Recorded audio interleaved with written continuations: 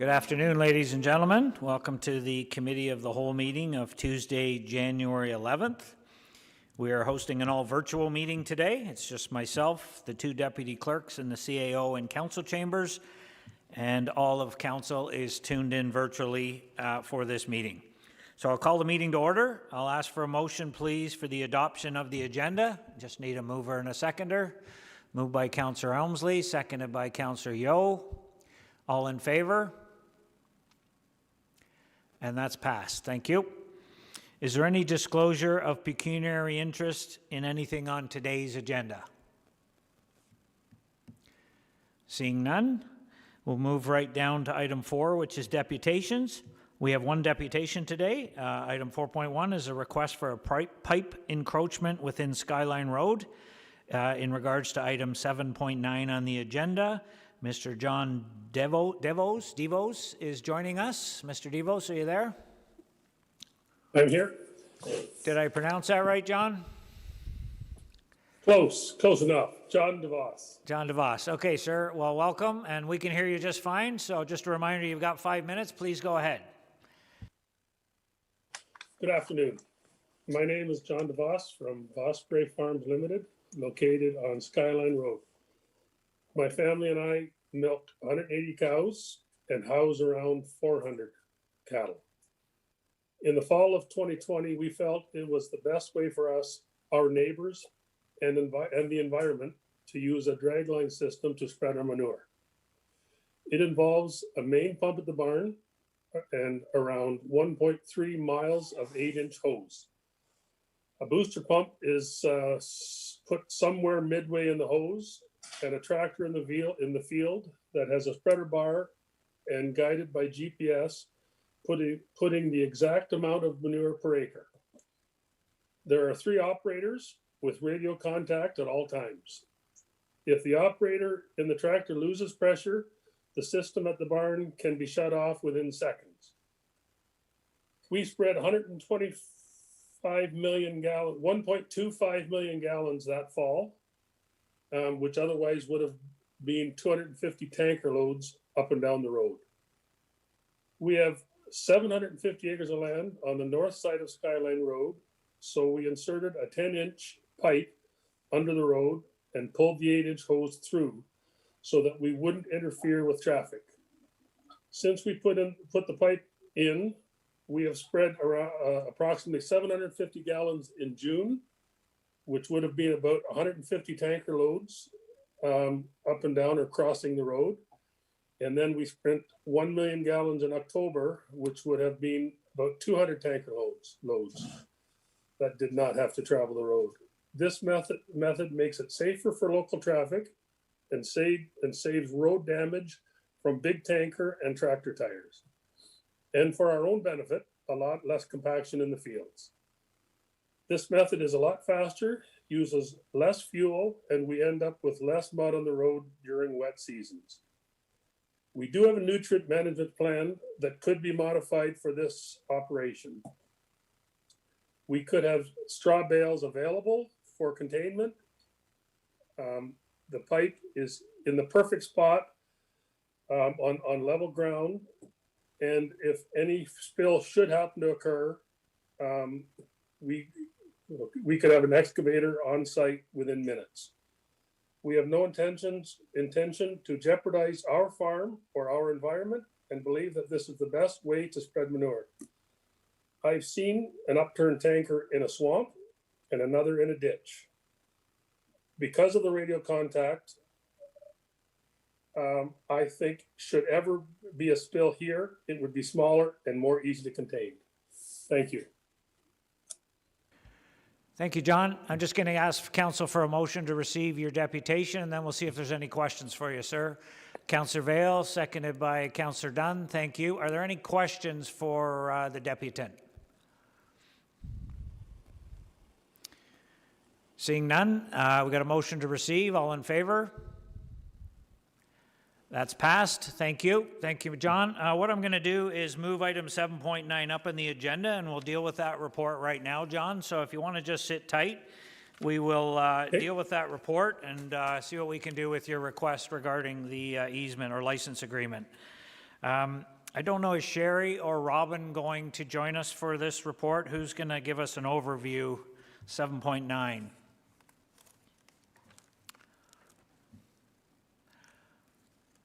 Hi, Sherry. Sorry to catch you off guard there. I just want, do you want to give us a quick rundown on this report and why the recommendation not to approve a license agreement at this time? Go ahead. Sure. So we originally were concerned about that there could potentially be spills and that sort of thing, and then that would be detrimental to the city to have to clean that up. However, Public Works has advised that it would be more detrimental to use tanker loads, and they could agree to the license, and we could perhaps register it on title. Okay. Does that answer your question?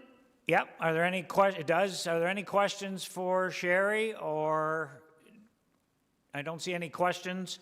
In that case, how about a motion that report RS 2022-009 request for a license agreement, pipe encroachment within Skyline Road be received, that staff be directed to enter into a license agreement with the applicant to allow a pipe within Skyline Road connecting 140 Skyline Road and 147 Skyline Road to remain in its current location, and that this recommendation be brought forward to council for consideration at the next regular council meeting. Councillor Vaile, you'll move that. Thank you. Councillor O'Reilly, you'll second that. Any further questions or comments?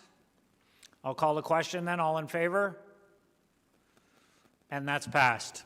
Okay, that motion's passed. I'll get a license agreement going. John, if you're still online and you can hear me, you're good to go, sir. Staff will reach out to you. Thank you for your deputation. Okay, so let's go back to item 5.1, which is correspondence to waive from the food source to waive.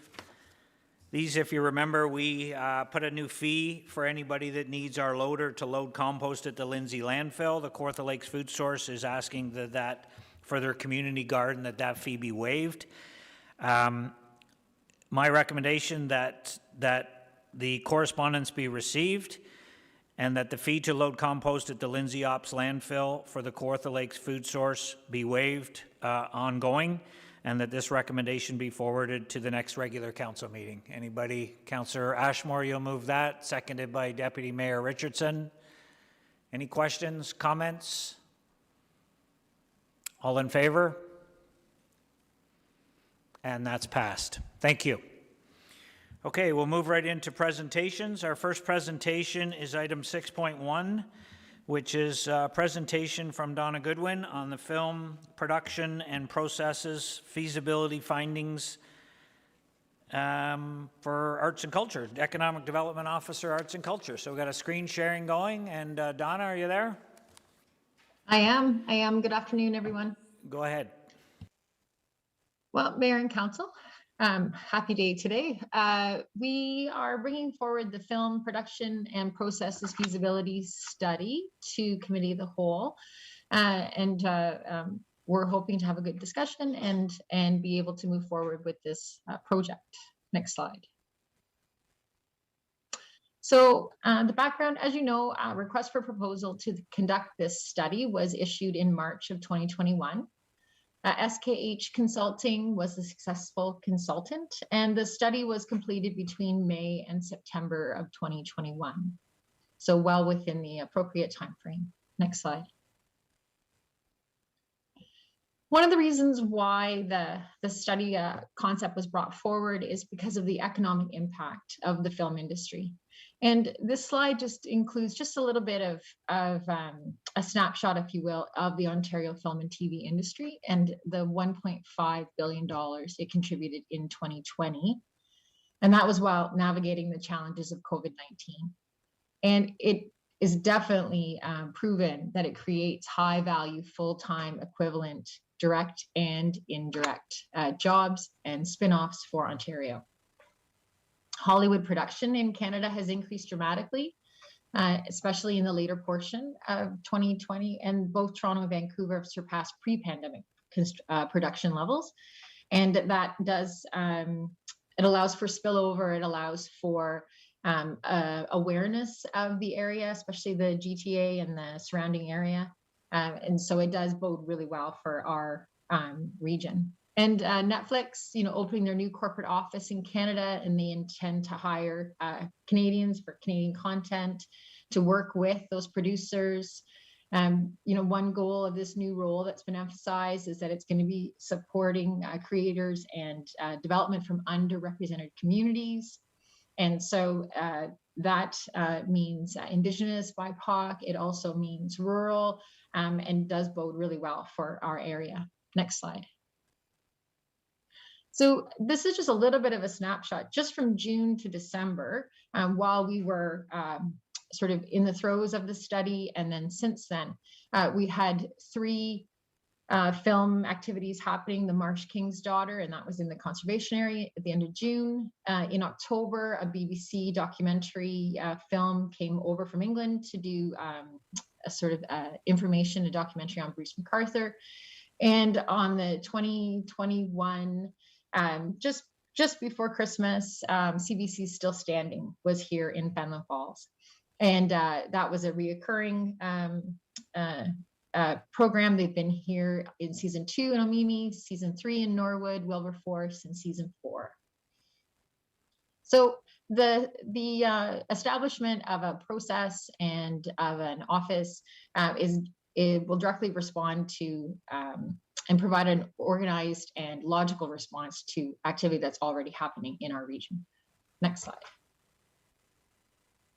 So for deliverables, SKH Consulting was tasked to assess the city's film and television capacity, offer recommendations for delivering film friendliness for domestic and international productions, and recommend a package of policy tools which, implemented together, would ensure formal inclusion of film and television production across all scopes of work for departments, agencies, boards, and commissions. And all of the departments have been part of the process to date. And the report provides council with a summary of and recommendations from the study for it to be implemented in the next sort of 18 months. Next slide.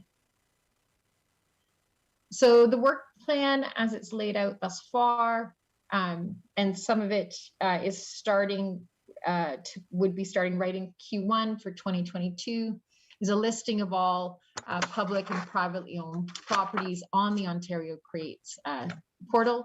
And that's a service that's provided by Ontario Creates, which is a provincial agency, and allows us to showcase the various locations that could be used for filming in 2022 and onwards. So to establish a framework for an industry advisory function with composition and structure and guidelines, terms of reference developed in Q2, establish the management directive and standing operating procedures for the film office in Kawartha Lakes, also in Q2, establish a permit IT master permitting process, and that permitting facility would be facilitated through ECDEV, and was part of the budget proceedings and approval last year from the IT department. Next slide. 2022 and into 2023, we would continue and ramp up the collection of data, track and analyze findings to inform future work, starting by Q4. Website for external information, again by Q4. Develop and execute a marketing and awareness program in conjunction with the film office. And so that would be sort of a year from now. We'd be out there actually marketing and then also film infrastructure investment attraction, both hard and soft initiatives. So partnership with Fleming College, making sure that this topic is included in those broadband discussions, trying to figure out for overnight accommodation to be able to actually house film crews, above the line, below the line staff and actors, identification of municipal land for studio production, and with most of that beginning in 2023, once we allow sort of get the groundwork firm in 2022. Next slide. And then sort of in conjunction with the work that we've been doing, there has been a regional incentive that we're We've been asked to bring forward and also believe that council should support. It's called the Southeastern Ontario Production Accelerator Fund.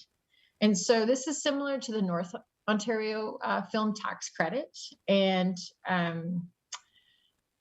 it would provide production incentives for the film and TV industry to choose Eastern Ontario for the location shoots. And so this type of funding would mitigate for the increased cost coming out of the GTA and some of the other challenges with not being in Zone 1. And that's one of the base impetuses for Northern Ontario tax credit. What was to actually generate business, was to be able to mitigate some of those extra costs that production companies don't want to incur going outside of the GTA. And so it does level the playing field for a lot of our area. And municipalities in Eastern Ontario have written letters of support for this initiative. And there are 12 county-like structures, that's what they're calling them, in their information documentation, and also 14 ridings at the provincial level. So we do encompass this Southeastern Ontario region does encompass quite a bit of land. And there's been some great work and great advocacy going thus far. And for Kawartha Lakes to be looking at setting up an office, it would be a great segue into supporting this initiative. Next slide. And then sources and support for resources from the province to help us be successful. Ontario Creates, as I said, is a provincial agency, and they've launched a new program called the Ontario Green Screen Initiative, which aims to provide the screen industry with education and resources to better enact sustainability best practices. And it's fantastic timing, because as we develop our own office and our own processes, we can integrate the sustainability best practices right from the ground level. And so it's an expectation that when people come to our community, they'll be following these. And for some production houses, they actually look for these sustainability best practices because it's part of their overarching mandate. So there's a great marriage in that way. They also provide location portal support, and they highlight properties that have registered or possible shoot locations. They came up at the end of October of 2021 and shot 5 locations in the southern part of the municipality, and are intending, I'm working with the office now to identify other areas and other buildings, other, vistas. They do everything from natural to built to environmental to streetscapes. And so that they'll be slowly moving around the municipality coming up starting in the spring. Again, that's through that photography support. Ontario Creates also organizes fam tours where they actually will bring in production houses. They will bring up scouts, up various business owners, all that type of thing. They will bring them up and actually show them scout locations and show and discuss the process of filming in Kawartha Lakes. And we also have a weekly call with the province where they talk about production calls, and then we can provide information of various sites that could fit what that production house is looking for. And so it's a great direct to production call that the province manages. Next slide.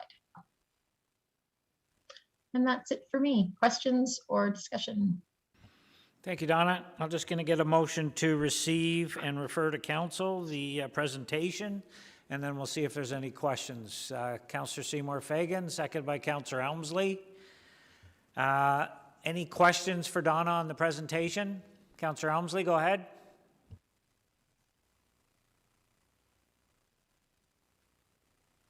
Thank you, Mr. Mayor. Through you, thank you for the presentation. And I think it's an exciting opportunity. I just have a couple of questions around permitting. In the report, it talked about that our processes for issuing permits were slower than they required, but it wasn't specific about the permits. And I wondered if they were only talking about road usage and road occupancy permits, or if they were always also talking about the, it's often when you're filming, as I understand it, necessary to build sets and get electrical work and that kind of thing. Was that the kind of permits we were also talking about in the report? Or were we only talking about the road permits? But what about other permits, such as building permits for sets and things? Mhm. Yeah, through you, Mayor, Councilor Emsley, it's any type of permit. It's from road closures, building permits, pyrotechnics, things like being able to um, get exemption to the noise bylaw, depending on when they're filming. It's a myriad of permits, and that's actually one of the reasons why having a one-stop shop is so useful. It also helps because oftentimes when people hear the 24 to 48 hour turnaround for a permit, that doesn't actually mean that we would want to circumvent existing permits that Public Works does or the building. You know, what it does is it allows for that 24 to 48 hour contact with staff to then start to sort of marshal through the request to all the various departments. And, you know, in some cases, where it's a 5 to 10 day turnaround, as long as the production house knows that it's in the hopper, that it is working, that people are commenting that they should get it, that's the sort of maximum time, then we're able to work on other things as well. And so the permitting process also, when you have an office and this one-stop shop, you actually get a film permit. And underneath that film permit is all the approvals from all the other departments that have signed off so that the activity can happen in a safe and structured and a responsible way. And so the permit itself, there's a film permit that's sort of the overarching, and then all the other permits sort of go in line. So then everyone in the municipality, everybody in the production house, everyone knows what's been approved, what hasn't been approved. The paid duty officers have a copy of the permit, and they're able to say, yes, that's been approved by the municipality, or no, I think you need to talk to, you know, the economic development office, that type of thing. So it does include all permitting based on the request that has been submitted. Well, and I guess that brings up another issue that if we're, and I don't know if you would use the term, fast tracking in order to accommodate filming, is that going to put extra pressure on planning and building? And is it going to have some of our developers have their noses out of joint that they can't get fast tracked, or they can't get timely activities on their requests, but that we are fast tracking something for a film? And I don't think that you can probably answer that question. It's just a concern I have that we may find ourselves putting pressure on planning and on building by doing this. Although I do think it's a great idea, and I do think we should go forward with it. So it's more of a comment than anything else, but I don't know if you want to speak to it or not. Through you, Mayor, I think that one of the things that sort of goes hand in hand with those types of requests is that those are usually very long-term requests. Often when you're dealing with just permitting for a car commercial, or like the documentaries that come in, they're sort of quick, few days. Usually they don't deal with building anything or taking over a parking lot or a facility for a long period of time. They truly are sort of like a little mini manufacturer that comes in, they do their work, and then they head off to the next community. So with, you know, and thank you very much for acknowledging that I wouldn't be able to speculate on that, but usually those types of requests that have building permits or those big issues, they would have a lot of groundwork and a lot of lead time in front of them. And that, you know, our own processes, that's one of the great things about having everything laid out and everything documented. And when you have that film portal, all those rules and everything that the municipality holds true as a process, that's put out to the community. And they are educated that when they come to Kawartha Lakes, these are the systems and this is the structure that's put in place. And everybody plays by the same rules. And once it's documented to the community, then also the community understands that this is how we're engaging with that film production and with the film production process industry in general. So it's a really nice way to be able to lay out everything, our values and our structure, so that people know what they're coming to when they do come in film. And not every municipality has the same rules and regulations in the sense of dealing with film, but we're able to define and we're able to actually share how we feel that we are comfortable in doing it. Thank you. Thanks, Donna. Any other questions for Donna on the presentation?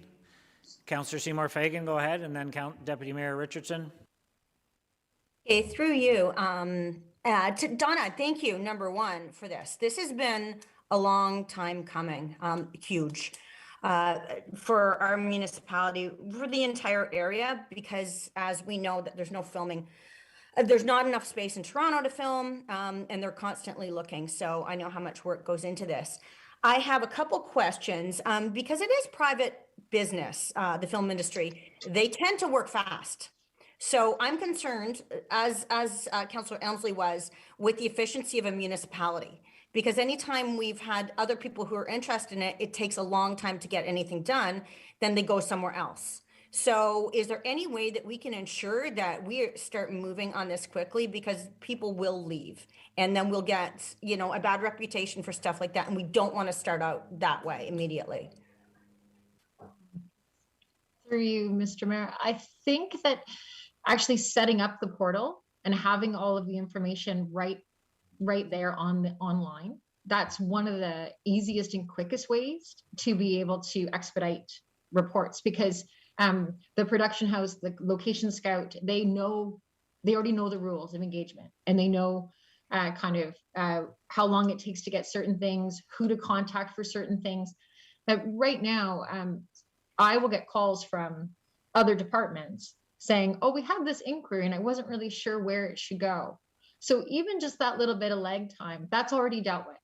And the more that the interdepartmental working group occurs, the more information we are able to share out through our website, social media, other municipal contacts, that type of thing through Ontario Creates, the tighter the process gets. And then from there too, if there is the ability for them to download a permit application and send it in and itemize exactly what they're looking at doing at X amount of time, then we can get back to them and say, yes, that'll work. No, that won't. If they want to close a road and we can check on 511 that road's already closed, well, then we are able to get back to them right away. So the efficiency of the setting up the office actually deals with some of that uncertainty that actually creates the lag in response. Awesome. Thank you very much for that, because it gives some, assurance to people when they do come up to start to work with us. You mentioned the production accelerator fund. So are people lobbying for that right now? There's no fund right now because I Correct. Know that the Northern Ontario one has built such an industry up there. It's actually so full that there's no space to film in Northern Ontario as well. That's why we've had people looking down here. So it's just, they're lobbying for this fund. It's not existing yet. That's right. They're lobbying and they're requesting a letter of support from the city to go in. And the link that I've provided in the presentation, it actually shows that 12 county structure. The word that they use isn't actually accurate for all of us, but and it also, there's a slide in there on their website that actually shows all of the municipalities that have already submitted their letters. So Okay, great. Thank you. And the other one, as you know, we've had someone, actually a couple people who are interested in setting up studios here. Is someone going to be in charge of reaching out to them now that we've got the report down, now that we've got all of this, the legwork done? Is someone going to reach out and see if they're still interested, as it's been almost 2 years? yeah, I think with the investment attraction portion, especially with this being housed in economic development, and Lindsay, and she's back from maternity leave.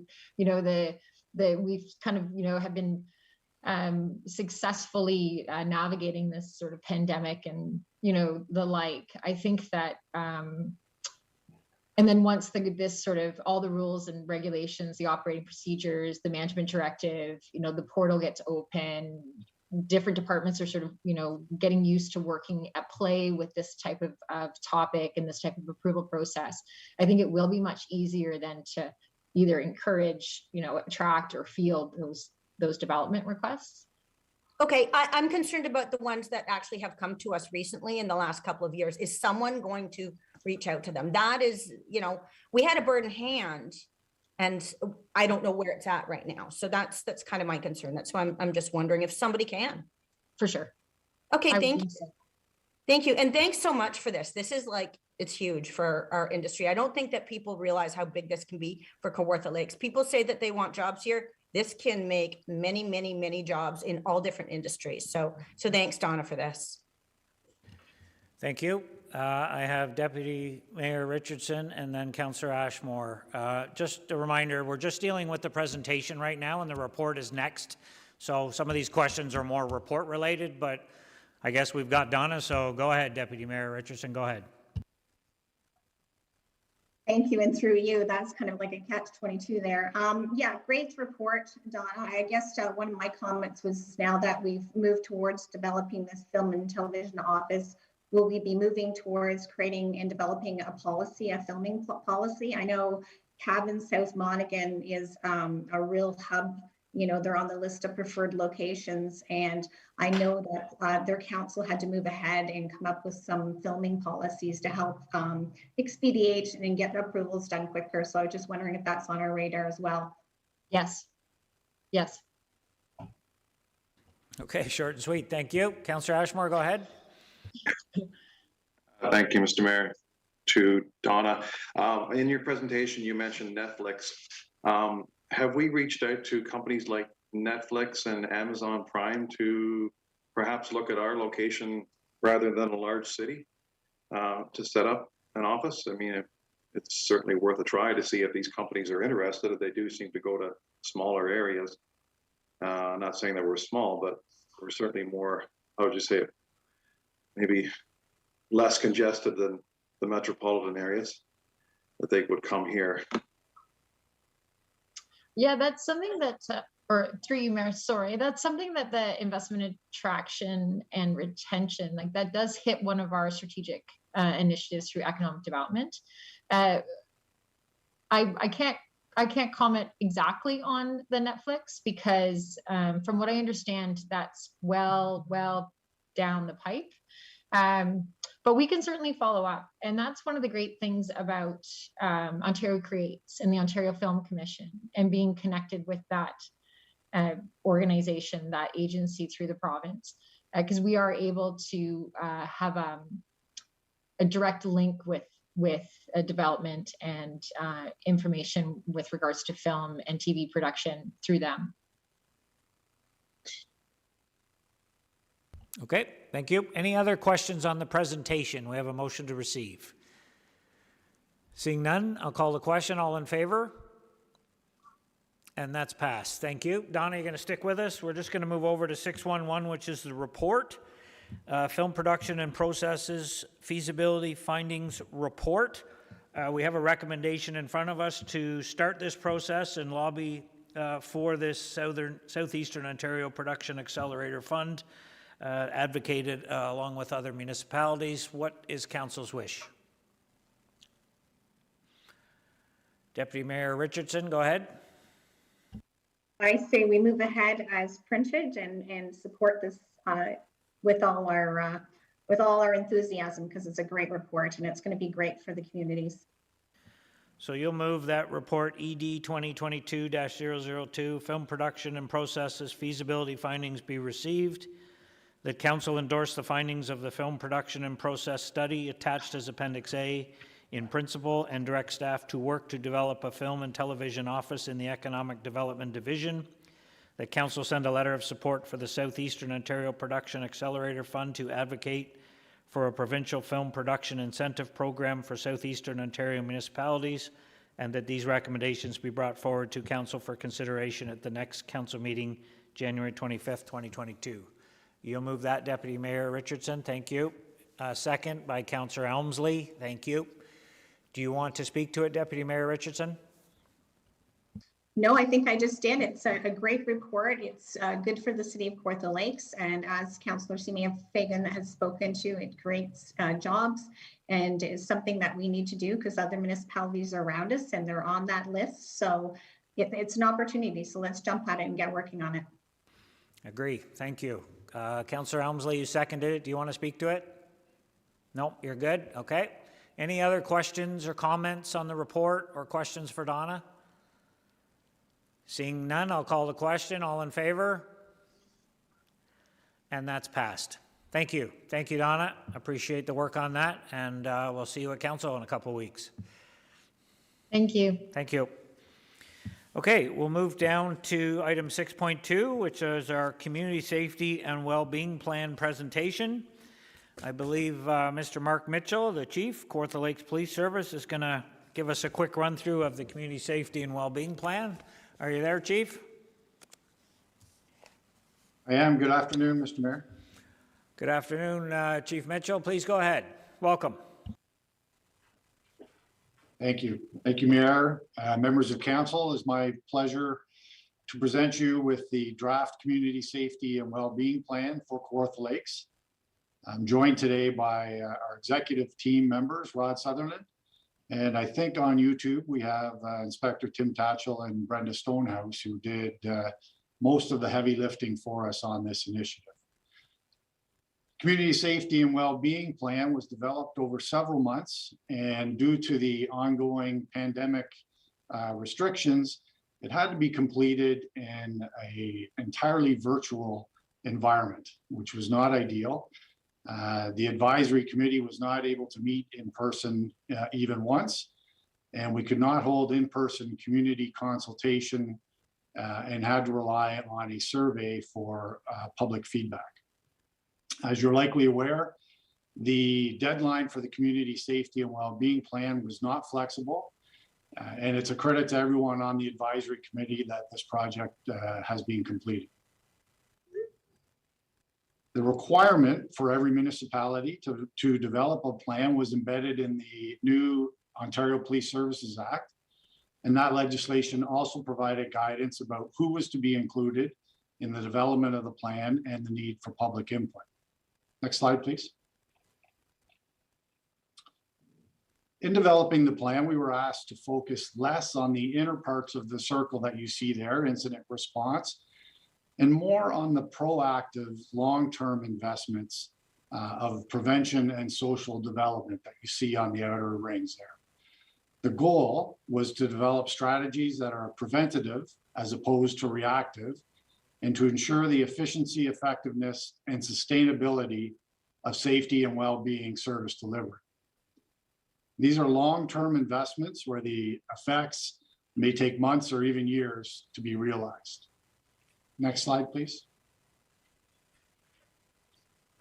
It was important that our efforts be aligned with other initiatives, and specifically the city's strategic plan. As you can see here, the development of a community safety and well-being plan was specifically addressed in that document. And the plan also closely aligns with the objective to encourage innovative programs through all emergency services and partners to ensure community safety and wellness. Next slide, please. I'd like to just take a quick moment to acknowledge the efforts of everyone on our advisory committee for their dedication in less than ideal circumstances. We had 2 representatives from council, the mayor and Councillor Dunn, who are obviously with us here today as well. The advisory committee was a very dedicated group, and our discussions were robust. We had to make some difficult choices throughout this process to pare the plan down to what was most pressing and what was manageable. Next slide, please. And we also wouldn't have made it far without the exceptional staff support. And you can see some of the following individuals for their assistance there. Next slide, please. Data and information alone never tells the whole story, but a good understanding of the current environment from objective, quantifiable sources is essential to the planning process. As you can see, the committee drew from a wide variety of sources, and Aaron Mulcaster guided us through analyzing all of it. Next slide, please. In August, we facilitated 4 online focus group sessions, 1 for each of the priority areas. There were so many other agencies and individuals that we just couldn't fit onto the advisory committee, but who had critical information and experience to share. So this was the forum for us to collect that feedback. Again, the discussions were spirited with a wide variety of views expressed.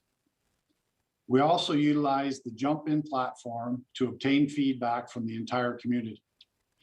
And as I mentioned earlier, this was not the ideal scenario, and we would have much preferred to hold in-person meetings at locations throughout the city. Unfortunately, health restrictions and a tight timeline made this unfeasible. Next slide, please. We're particularly proud of an initiative in partnership with the Kawartha Art Gallery and led by one of our advisory committee members, Linda Neidham. Young people were invited to submit original art pieces to visually represent their thoughts on the 4 priority areas in our plan. You can see the quality of the submission on the slide there beside you. And you can also see all of the submissions on the Kawartha Art Gallery website. We're also very pleased to be able to include some of those art pieces in the plan itself. Next slide, please. As mentioned at our previous meeting in June, we identified 4 priority areas, being mental health and addictions, housing, poverty, and youth. These are by no means the only concerns facing the residents of Kawartha Lakes, but in the view of the advisory committee, they were the most pressing. And with finite resources at our disposal, this is also where we can expect the greatest impact on our community as a whole. In support of those 4 priority areas, we have continuous communication, diversity, equity, and inclusion, accountability, and transparency. One thing I learned throughout this process is that there's already a tremendous amount of collaboration and support between local agencies.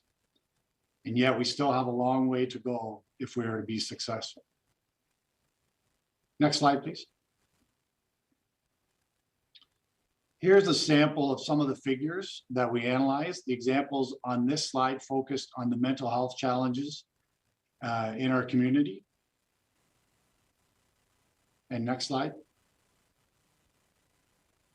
And the example on this slide point to the problem and the intersection between housing and poverty, which I'm sure is a surprise to no one when you look at the average income in Kawartha Lakes falling below the provincial median, how that compares to the average rental cost and the availability of housing stock. This doesn't get any easier when we see the dramatic increase in real estate prices in the last 1 to 2 years, which is good for some people, but very problematic for others. Next slide, please. To guide implementation of the plan, we developed 6 key goals, which you can see listed here. It is important to note that this plan is not a conclusion, but will hopefully be used to guide decision makers like yourselves in the future. Community safety and well-being planning is a provincial requirement and will be tied to current and future funding opportunities. One of the action items that we identified was to help our community understand, just as an example. And I know a lot of you attended the public information session that we held in October. And a large portion of that event was dedicated to helping people understand some of these very complex issues. And that was a big part of that event. Next slide, please. Next stages are currently being developed. I didn't know that this was going to turn into a lifetime contract for some of us, but I'm learning that that may be the case and that our work is going to continue long past today. Our plan will succeed or fail on the support it receives from across the community. We're looking at different agencies and groups to take the lead on coordinating some of the individual action items. And the coordinating committee will continue to oversee these efforts, and we will be reporting back to council next year. Next slide, please. I want to close by thanking you again for the opportunity to present our community safety and well-being plan. I won't say it was a labor of love, but I do hope that it will become a document that guides all of us in our efforts to improve the quality of life in our great community, and that it will evolve over time to reflect changes in our community. This is an overview of our plan. I know you've all had a chance to review the plan in its entirety, and the executive committee and myself are here to answer any questions that you might have. Thank you.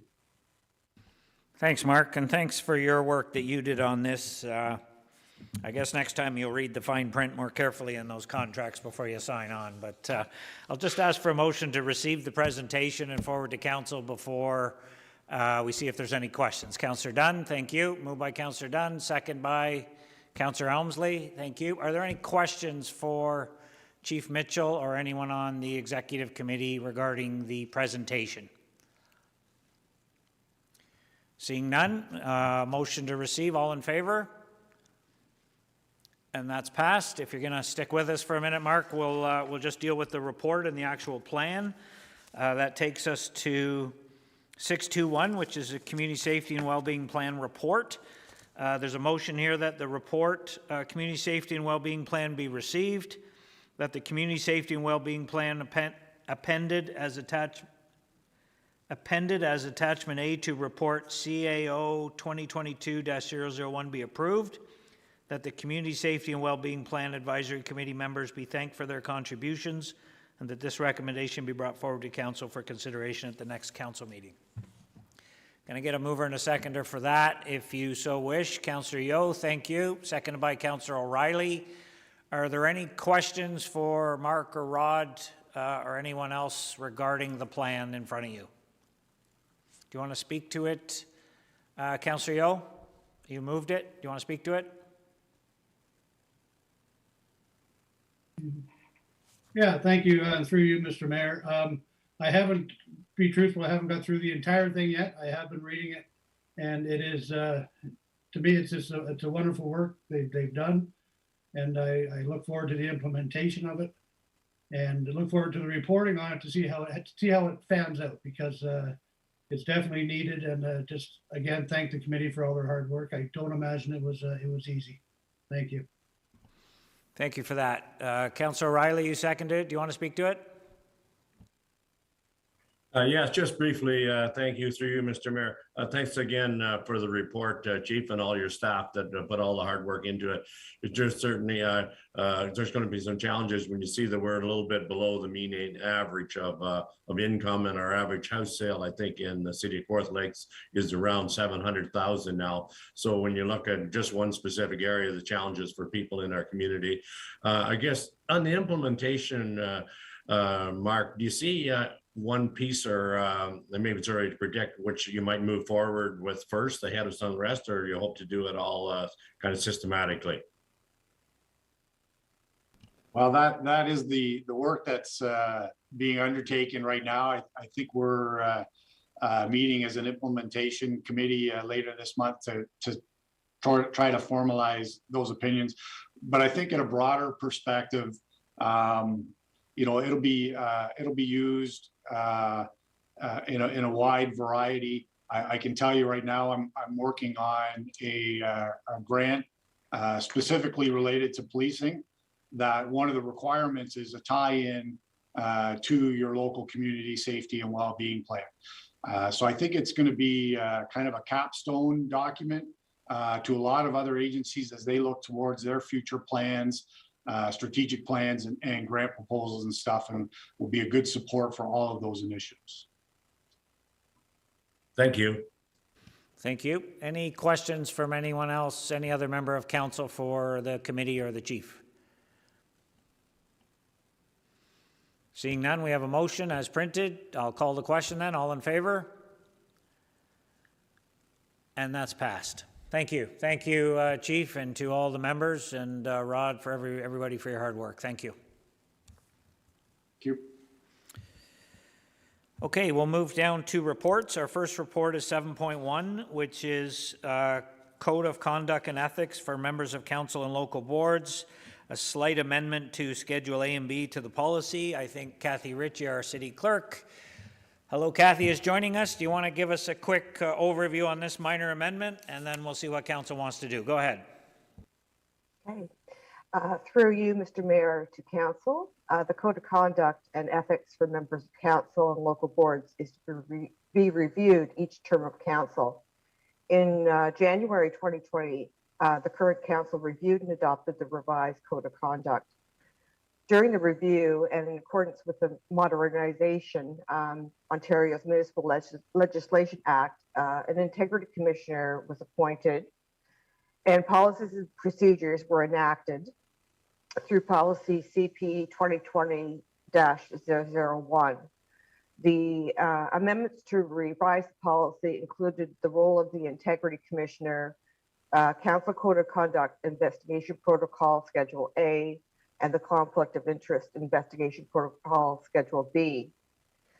To support the city's open and transparent government strategy, this report addressed the recent recommendations of the Integrity Commissioner's Office to remove the mandatory affidavit requirement from the current policy, which required a commissioned affidavit. This requirement may affect the confidentiality of the submission, and is not a legal requirement and will not affect the remaining contents of the policy. The next review of the Code of Conduct will be conducted by the incoming council. Thanks, Kathy. So the only recommended change to the policy is that you're removing the need for an affidavit at the recommendation of the Integrity Commissioner, correct? Correct. And the rest of the policy will be reviewed by the new council when it comes forward in next year, I guess. Okay. Correct. Let me see if there's any questions for you, Kathy. Councillor Dunn, go ahead. Yeah, it's just a question. Why don't they want an affidavit? It is not required legislative, and also could be challenged by asking for something that's not required. Okay, so I guess my impression of an affidavit is basically I'm saying, affirming, whatever you want to call it, that what I'm saying is, to the best of my knowledge, the truth. So by removing that, do we not care about the truth? That will be the role of the Integrity Commissioner to determine through their investigation. All right, I'm good. I think it's just putting the onus back on the Integrity Commissioner to do his work as opposed to trying to get an affidavit signed up front, which isn't really required. I know there was a privacy issue that was a bit of a concern as well, where, you know, these are private complaints, and when a commissioner has to sign it, although they're, you know, an official, then you're losing a little bit of privacy. So this is now between the complainant, directly between the complainant and the Integrity Commissioner, where it should be. So I think that's the overall rationale. Any other questions? Councillor Ashmore and then Elmsley. Go ahead. Thank you, through you to the clerk. You had mentioned that the integrity commissioner had specifically said that this isn't required. Did he send you actual correspondence? Is there proof of that he said this in a letter? Or just asking, because you're saying it verbally, but did he send you a letter saying that we're okay to waive this affidavit step before a person makes an application to the integrity commissioner? What sort of correspondence, or what sort of what sort of a message how did he relay it to you that we could bypass this process? And that's a fair question. It was actually the Integrity Commissioner's office that approached the clerk's office, asking why we actually required an affidavit, and that it was not necessary. So it was their recommendation that came forward. And yes, I do have written confirmation of this recommendation.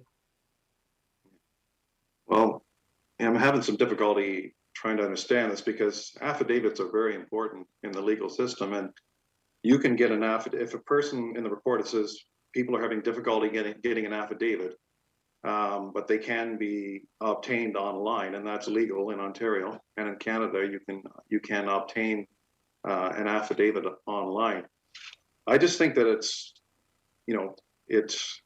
kind of it is a screening process for a person that puts in an application. I mean, this will prevent someone from making a complaint that's invalid or vexatious. It's not really fair to the system, because we're basically making a mockery of the system if we don't screen these accusations. They could come from anywhere in the world, who knows? And we have to know the identity of the person who has made this, and that's the way it's always been.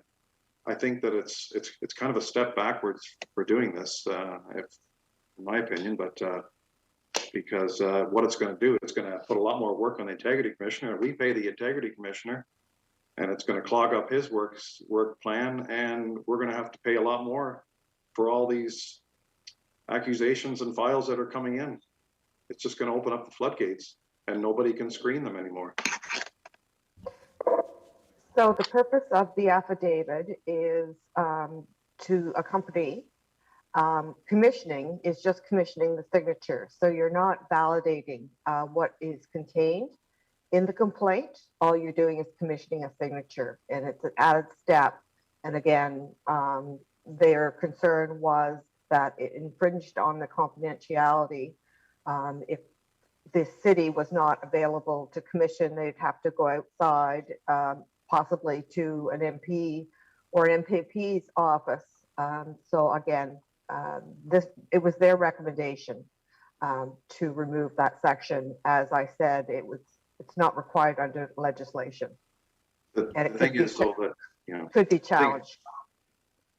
I'll give you an example. For our petitions, we have to abide. People who want to submit a petition to council, they can't just do the change.org. They have to abide by the rules that we've set.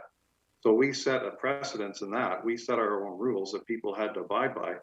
But now anybody could put a file, a complaint, an accusation, and they don't even need an address, and they could just put in a fake email address. They don't even have to identify themselves. Like when people go to vote, they have to identify themselves. But I just think we're losing credibility here. And when we take away these steps, these pre-screening steps, once you file a complaint, it goes further up. It goes to the integrity commissioner, and I think we should be screening these and making sure that these are real people and they have an address. If they don't have an address, then it's just like reading an anonymous letter. It's nothing. It doesn't mean anything. But anyways, that's just my opinion. But I don't think it's a good idea. Madam Clerk, your affidavit is just verifying the signature, correct? The screening of the validity of the complaint has always been with the integrity commissioner, and that's not changing. So I can't see it being a huge extra workload for the integrity commissioner. If it's an anonymous complaint, he's going to dismiss it offhand. So I think we're making comments that are reaching a little bit. to the one-way as opposed. I mean, what do you think there? Correct, Mr. Mayor. Also, it is not the role of the clerk's office to screen complaints. In order to maintain open and transparent government, that's why an integrity commissioner is appointed and is mandated.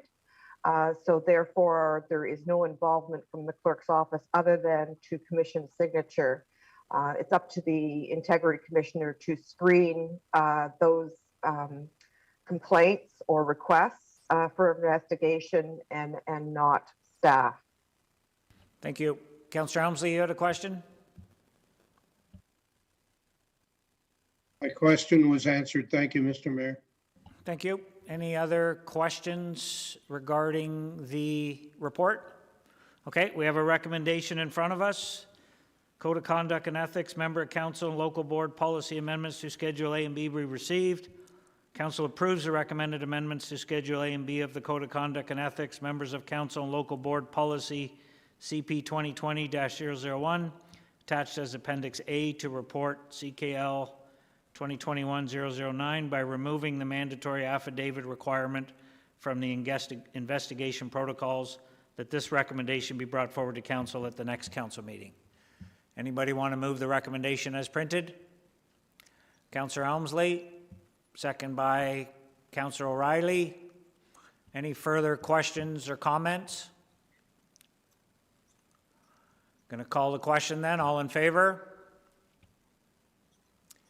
1, 2, 3, 4, 5, 6. Motion passes. Thank you. Thanks, Kathy. Appreciate it. Okay, we'll move down to, where are we? Item 7.2 on the Sherry Dyer, I think, is going to give us an overview. So this is the closure and sale of a portion of road allowance adjacent to Elmer Drive and 90 East Beehive Road in Bobcaygeon.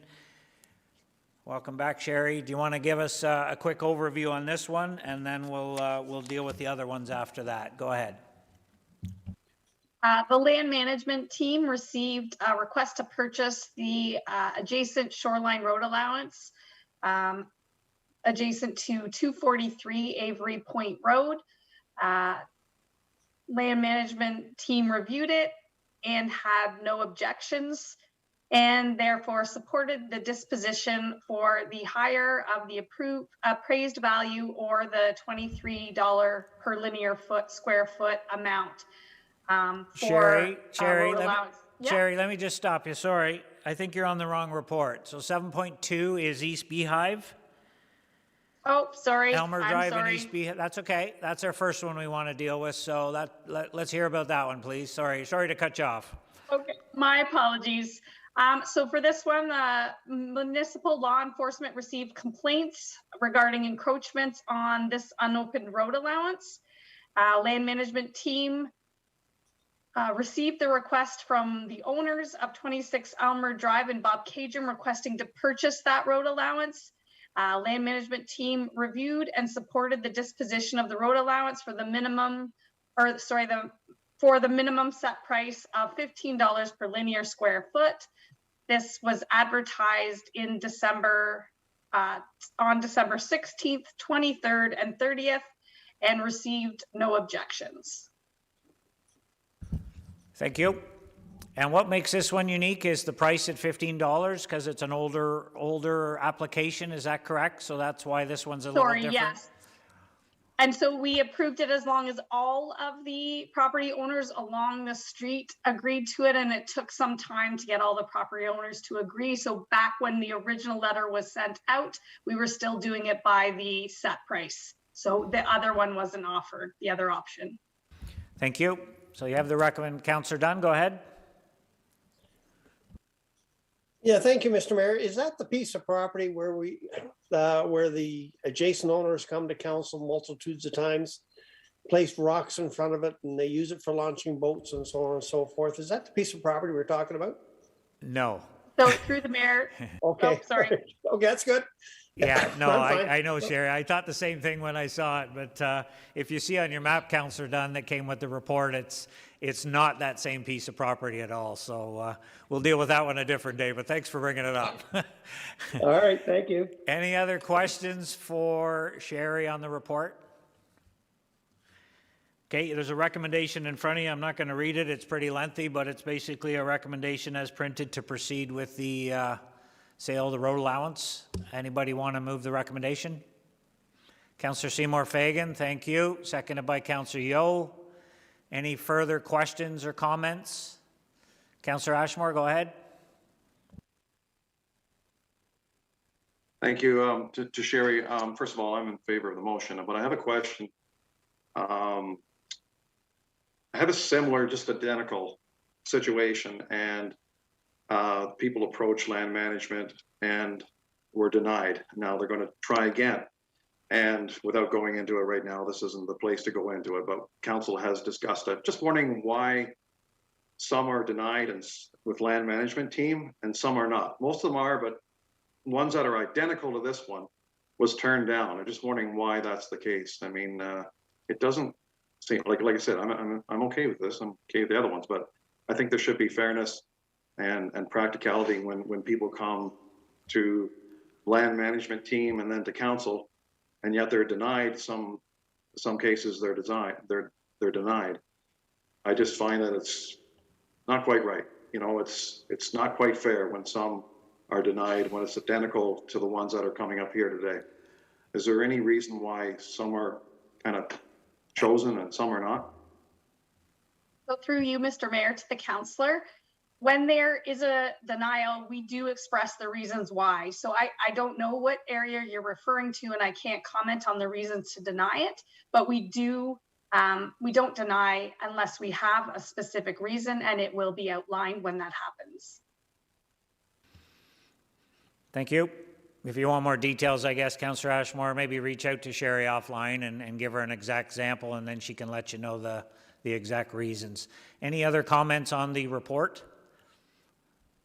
Call the question then. All in favor? And that's passed. Thank you. So I reached out to Council, Sherry, on 17.3, 7.3, 7.4, 7.5, 7.6, and 7.7, which are really very similar reports. I didn't get any questions or comments. I'm not going to make you go through the whole process of giving us an overview on each one because they're really just different addresses, but I'll do a final ask to council on any of those. Is there any questions or concerns that you want to ask Sherry? And if not, we'll just go through each one individually with a motion and go from there.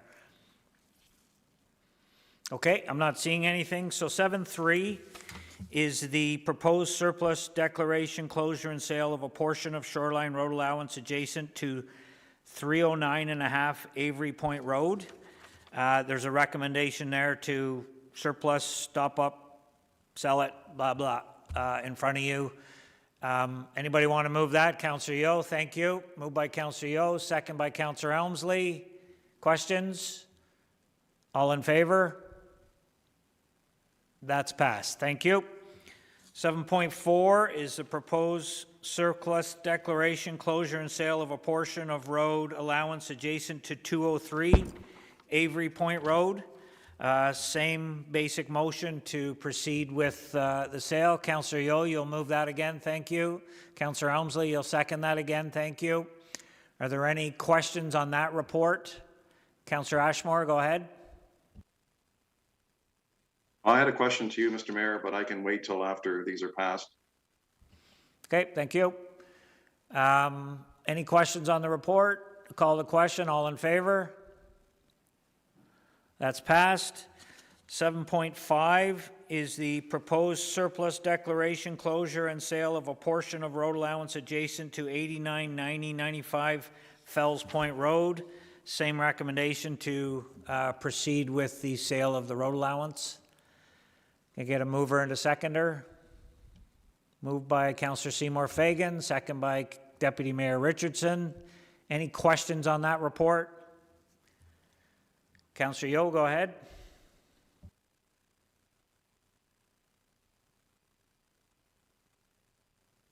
Trouble finding that mute button. Yeah, and my question through you, Mr. Mayor, it's along the lines of the fee. Is this an old file as well? Because this fee was lower?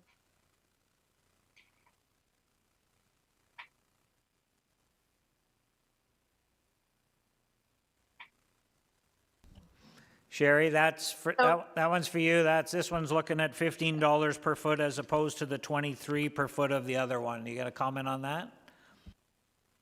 So through you to the counselor, I honestly didn't make a note on that. I can look into it and get back to you, but I would assume that it would be the same reason because we are in the habit now of going the other direction. I can look into that and advise.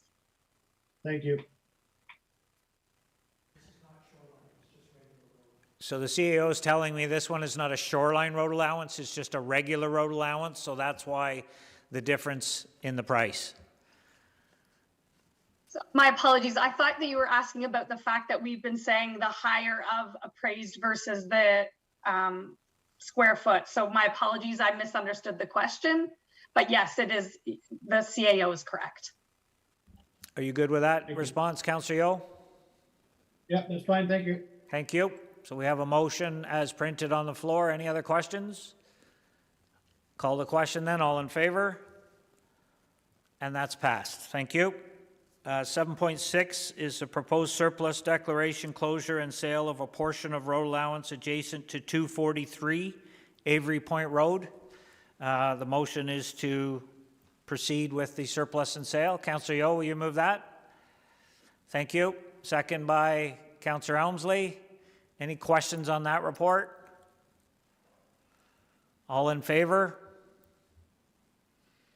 And that's passed. Thank you. And 7.7 is the proposed surplus declaration, closure and sale of a portion of shoreline road allowance adjacent to 307 Avery Point Road. Same basic recommendation to proceed with the sale. Councillor Yeo will move it. Councillor Elmsley will second it. Any questions on that report? All in favor? And that's passed. Thank you. And 7.8 is a different report regarding the removal of, Councillor Ashmore, did you have a question on those before we proceed? Sorry. Yeah, yes, the question was, I guess I could ask it to you there, Mr. Mayor. But about a year ago, I think we passed a motion, Councillor Elmsley, I believe it was, that we would put one or two, I think it was 2 members of council on the land management team. Has that been in place now, or what is the status of that? I believe that is in place. I believe Councillor Elmsley and Councillor Vale are the 2 members that attend the land management committee meetings at this time. Oh, okay, because some of the minutes didn't reflect that, like it didn't show the members, and it didn't have Councillor Elmsley and Vale on that, but I guess that's just started, has it recently, that they're both on it? Which is good, that's great, we have council representation on that committee. We do. That's fine. Yep, thank you. Councillor Elmsley, you want to answer that? Go ahead. I do attend land management meetings. They have all been virtual. And I think I have been there since last, I'm going to say September. Sherry may be able to refresh my memory, but I think it's been since last September. They meet every 2 months, and I have been able to attend. There was one meeting when I had to leave early, but I was on at the beginning of the meeting, and I had reviewed all of the items on it and expressed, I won't say concerns, but expressed my opinions on those that I thought I needed to express them on. And yes, I do attend. And yesterday we had one, and it was almost 3 hours long. So yeah, I'm there. Excellent, thank you. Another question. I had a question, if you don't mind, another one. To Councillor, through you, Mr. Mayor, to Councillor Elmsley, are members of council allowed to go to those meetings, or if they have a specific application in their respective ward and they just have to ask permission to participate in that meeting? I'll direct that. Absolutely.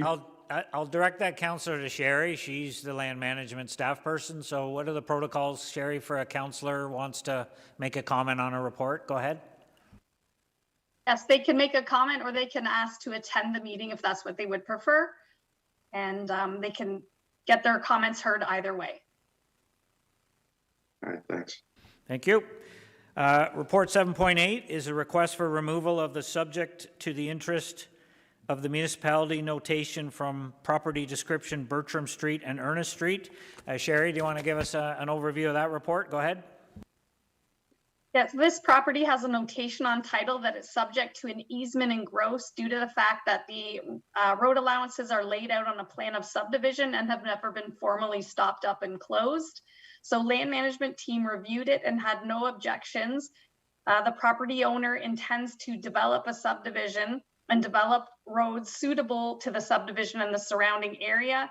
So the land management team felt it would be appropriate to stop up and close and release the city's interest in the roads that are laid out right now. We have advertised in the paper on December 16th, 23rd, and 30th, and no objections were received by Realty Services. In this instance, the costs for the application would be paid by the applicant. Or sorry, for the removal would be paid by the applicant. Thanks, Sherry. Any questions on this report? I'm certainly not going to read this recommendation, but is there any questions based on what's in front of you? We have a recommendation on the report. What does council wish to do? Councillor Yeo, as printed? Yes? Yes, as printed. Thank you. Councillor O'Reilly will second it. Thank you. Do you want to speak to it, Councillor Yeo? No, thank you. Thank you. Councillor O'Reilly? Yeah, it just cleans up something. This has been discussed for a number of years. And anyways, I think this just cleans it up for the property owners that are going to move forward. Thank you. Any other questions on the report? Comments? I'll call the question then. All in favor? And that's passed. Thanks, Sherry. Appreciate your work on these today. Thank you. Thank you. 7.9 we already did. The pipe encroachment. 7.10 is the amendment of the Heritage Delegated Authority bylaw. Emily Turner is going to join us. Welcome, Emily. Happy New Year. You want to give us a quick overview on your report? Go ahead. Absolutely. Good afternoon, Mr. Mayor, members of council. So this report is proposing an amendment to our Heritage Delegated Authority bylaw, which is the bylaw that we have that delegates a variety of Ontario Heritage Act matters to staff, as opposed to them having to come to council for approval. So what we're looking for here is the ability for staff to extend certain timelines that are laid out under the Heritage Act, as well as to execute heritage easement agreements. So under the Heritage Act, most processes have specific timelines for them that we have to do approvals within. And generally we adhere to those very tightly. So that's something that we would do for the most part. However, the Act allows us to extend these timelines in mutual agreement with the applicants. So if we're looking at an application where it might be of benefit to both the city and the applicant to extend out that timeline, we are allowed to extend that out. At the moment, in order to do that, a report would have to go to both the Municipal Heritage Committee and Council, which takes a lot of time. So we're proposing that the approval for those timeline extensions be delegated to staff.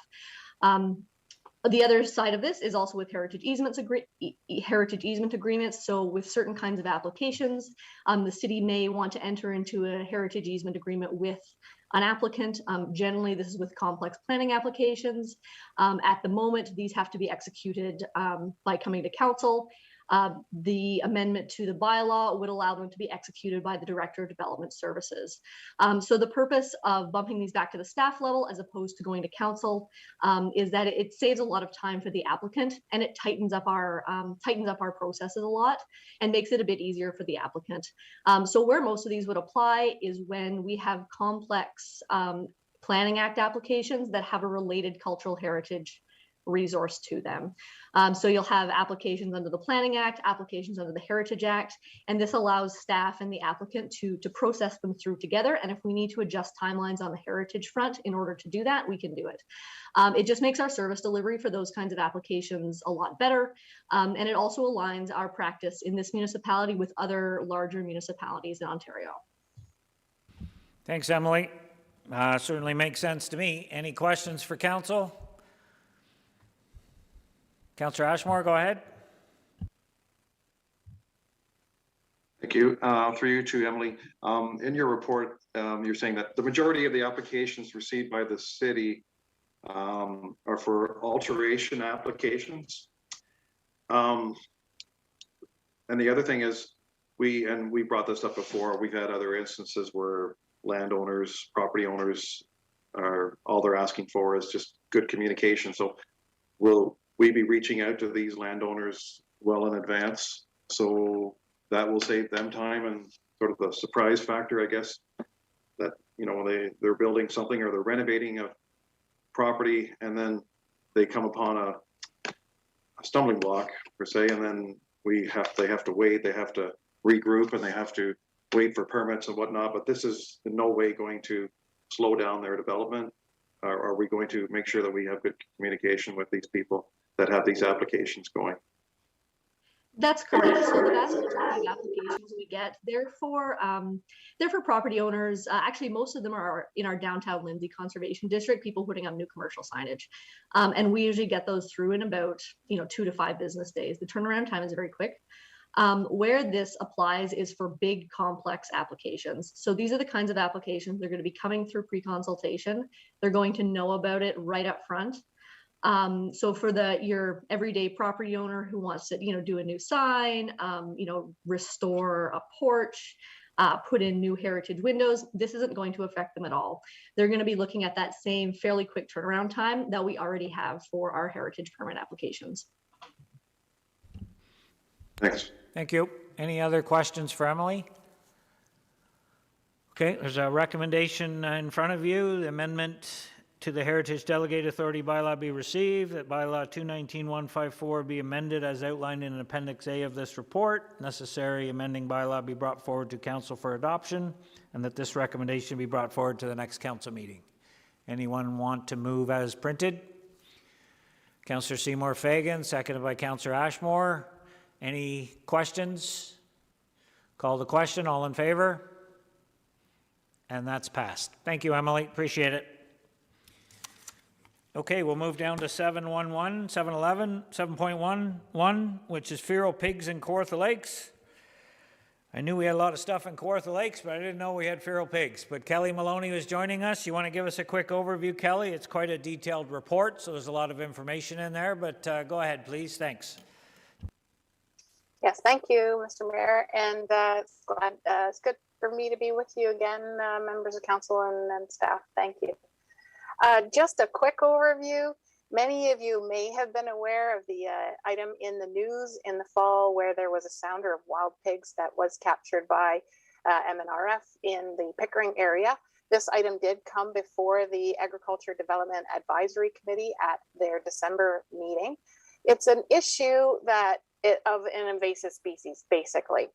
What are wild pigs? They can be domestic or either escaped domestic or wild Eurasian boar, or a combination thereof. And many people would also be aware of this being an issue in the southern United States. It has been moving northward and has become an issue in Western Canada. And it is anticipated that if an awareness, education, and control program is not established here, that it can become an issue in Ontario.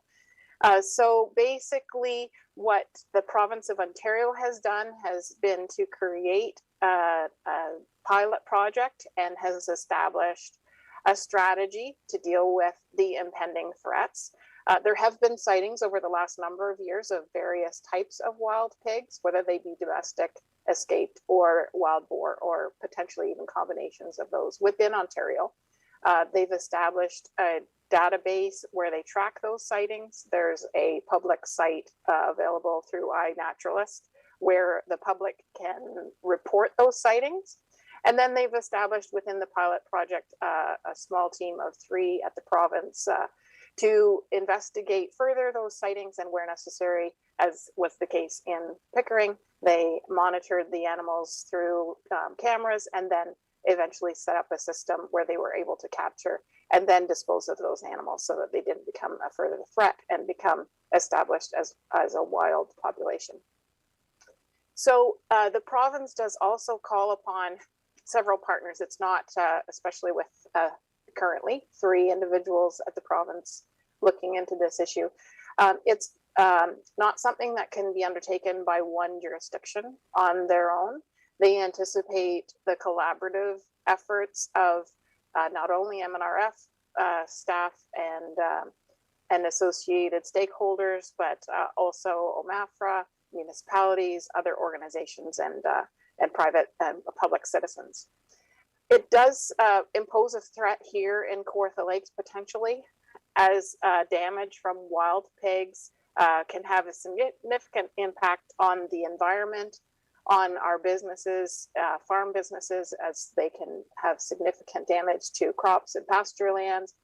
They can spread disease, and then they can also be a physical threat to both pets and humans as well.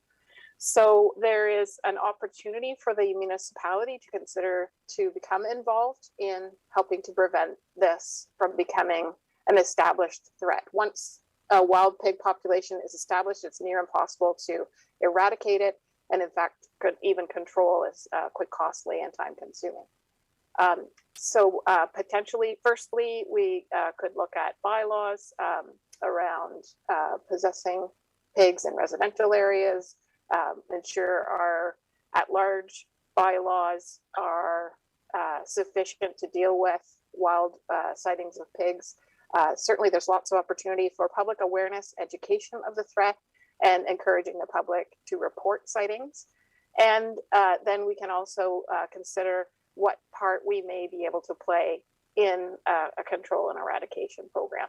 I've already reached out to staff at the ministry and identified the places we can start to look at for an eradication or control program, just a plan of action. And it may be a phased plan of action that would be considered, as we're currently not in a situation where there are established populations, but it's something that could be an integral plan that has phased steps in the future.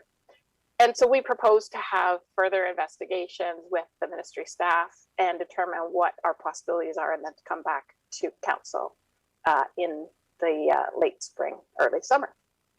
So I think that's all I have at this point. If there's questions, I'd be happy to entertain them. Thank you. Thanks, Kelly. Councillor Dunn, go ahead.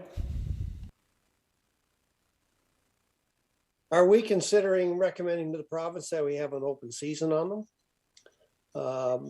That's actually no, and I am being serious. It's my understanding is that they're tasty, and your local hunters will probably be more than happy to have something else to hunt. You know, but it's a viable option. That's how they try to control them in the southern states. They have an open season on them, and they're controlling them. I wouldn't say they're eradicating them, but they breed 4 or 5 times a year from what I understand. Yeah, through you, Mr. Mayor. Yes, there is a significant challenge, actually, as I mentioned, in controlling established populations. And one of the challenges is that hunting can actually have a negative impact on trying to control them, because they become habituated to hunting habits and become scared. They then turn into nocturnal habits, and becomes even more difficult. It spreads tight groups of sounders into far-reaching, so they're separated out, and yes, they do replicate very quickly, usually 2 litters of pigs per year.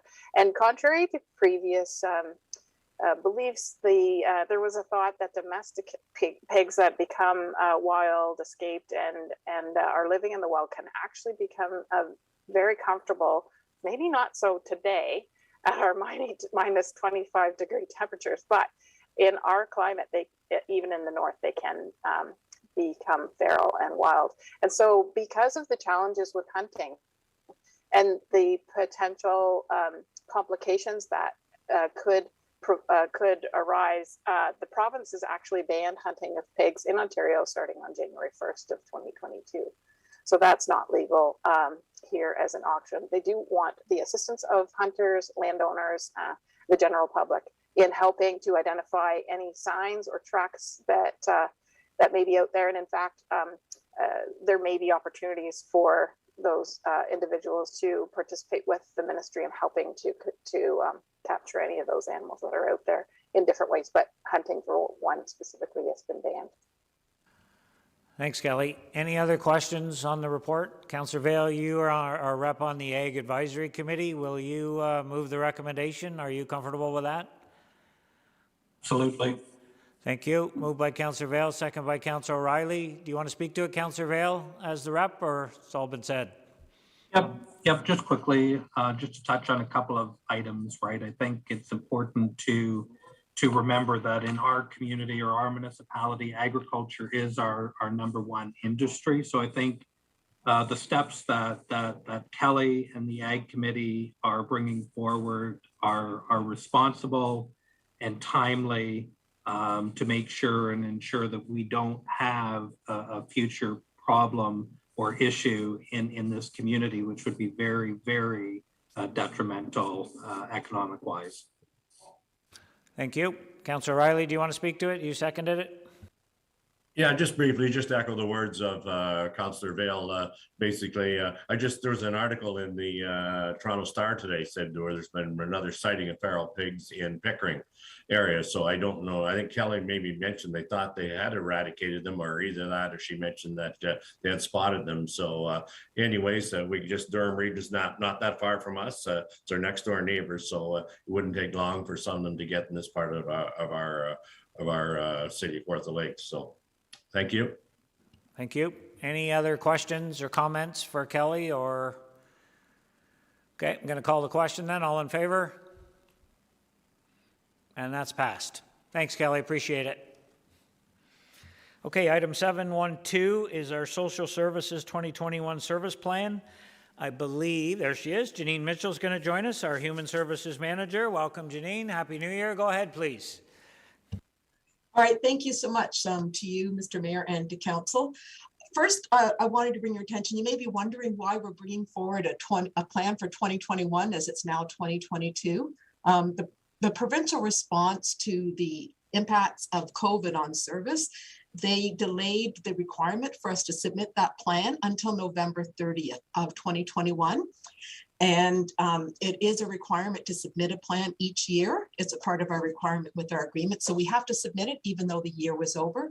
So our approach to doing the plan was actually to make it so that it would work for 2022, so that we wouldn't have many changes to make for 2022 when the plan is due in March. And that it would only be if there are minor adjustments required if the ministry has changed some of their requirements. I also wanted to make sure I mentioned about the performance targets for 2021 and 2022, that as we are an employment services prototype community, our performance metrics, we really didn't have any to measure. We didn't have any mechanism of collecting that information in order to report on them, and they did not affect our funding for 2021. And today is the very first day that we've actually been able to receive the full data and information about how we are, about our performance with the employment services transformation. And I just wanted to share that we are exceeding the provincial average in all areas. So that's really good news and really speaks to the plan that we do have, how we've been implementing it, and all of our staff and all the work that they've done. And I think that's it. Thanks, Janine. Appreciate it.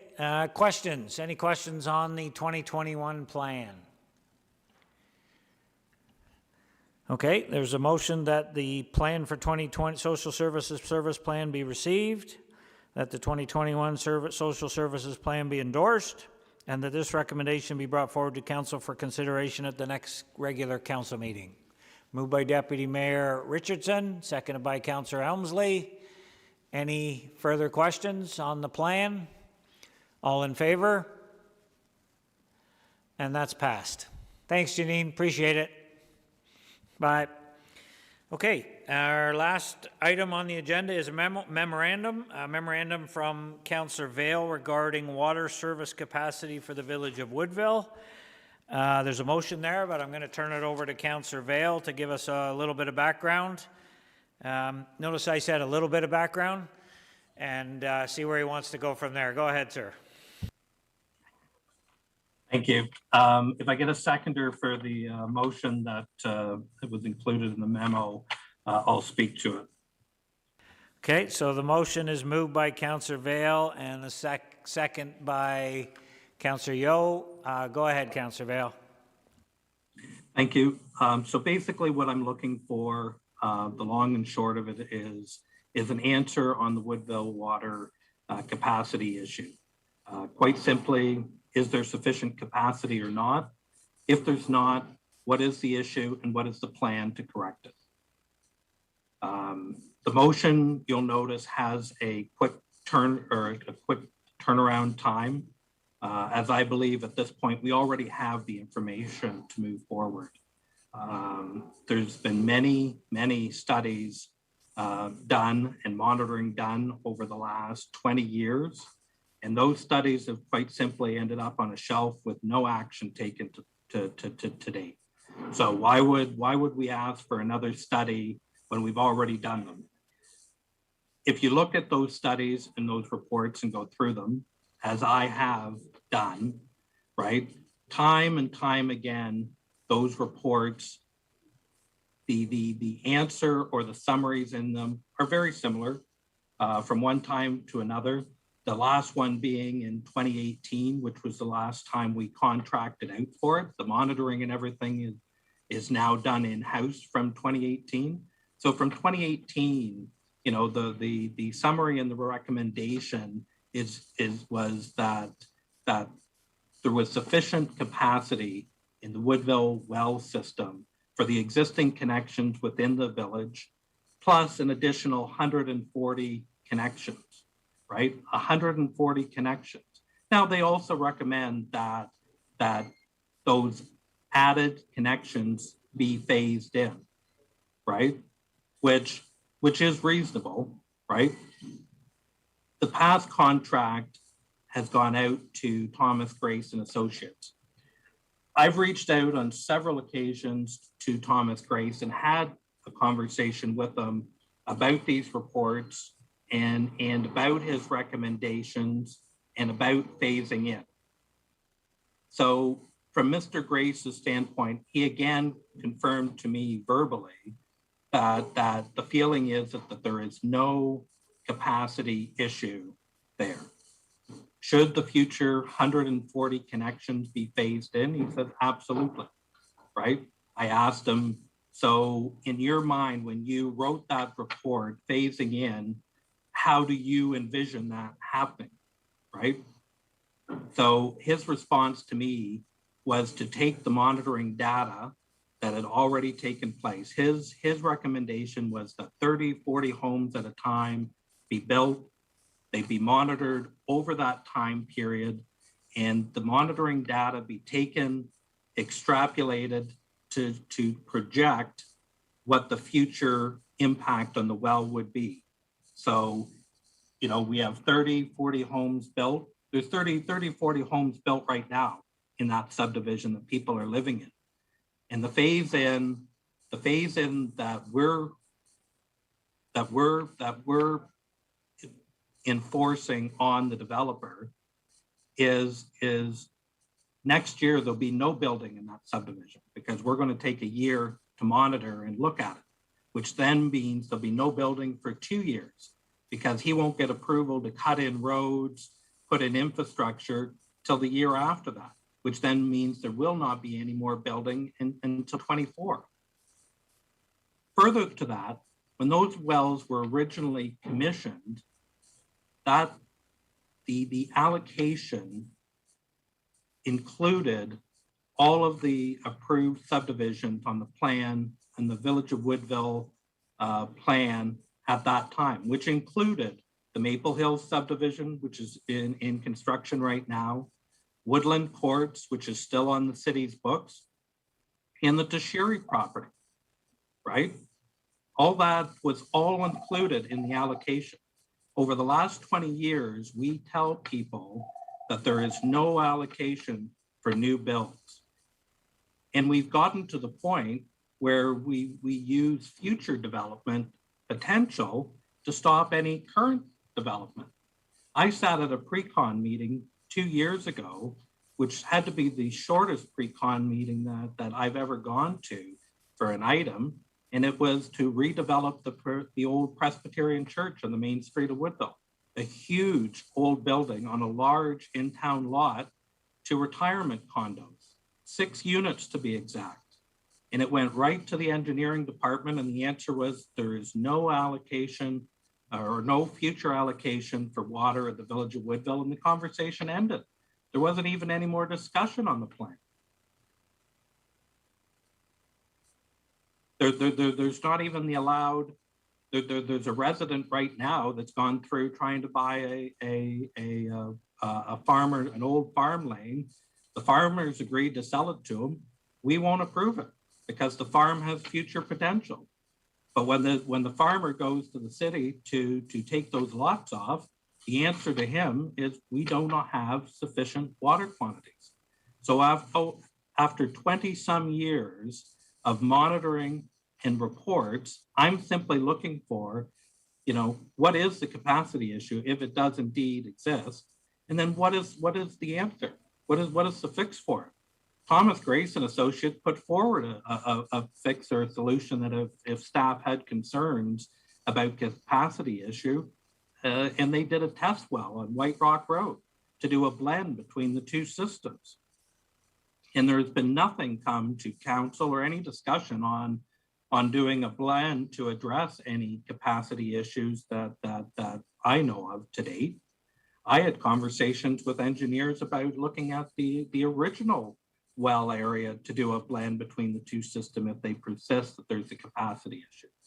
So I think at this stage, after 20 some years, I don't think that it's an unreasonable request to have some answers as to, is there in fact a capacity issue? And if there is, what is the plan to address this on a go forward basis? Thank you, Councillor. Councillor Yeo, you seconded it. Do you want to speak to it, or are you okay with that? No, I think the council wrapped it up pretty good, and definitely some solutions should be forthcoming, and I look forward to it. Thank you. Thank you. Any questions on the motion? Councillor Ashmore, go ahead. Thanks. Just a question for you to Councillor Vale. Have staff ever approached you, or have you looked into the Oakwood expansion of the water pipeline from Oakwood that comes from Lindsay, and how much it would cost to extend to Woodville as an option? To my knowledge, there's been no discussion that is an option, and that has been an option that's been asked in the past, but again, no action has ever been taken on it. Should that maybe be part of the memo too, to get that as another option? Or I think what's being asked in the memo and the recommendation is to bring forward any option or options that are available, if they are in fact needed. I do question the fact that, if there is a capacity issue, then let's have the conversation about what that is. And in 20 years, that hasn't happened. I think we get the information back and then we decide where we can go from there. Seems to make the most sense once we're all on the same page. So thank you. Any other questions for the memo or Councillor Vale? Call the question. All in favor? And that's passed. Thank you. That's it for our reports. Just a reminder, our next meeting, our regular council meeting, is January 25th. Thank you, everyone. That will be a virtual meeting again. And I need a motion to adjourn, please. Councillor Yeo, Councillor Dunn, all in favor? And that's passed.